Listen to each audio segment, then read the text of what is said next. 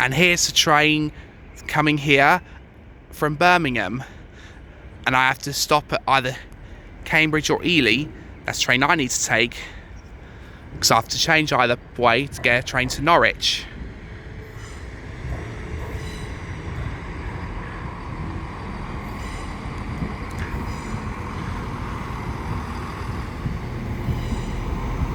Cross country.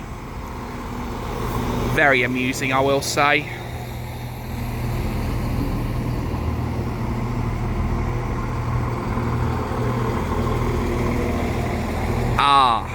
Train spotting, one of my favourite things to do wherever I go, if there's any, of course. And the UK is perfect.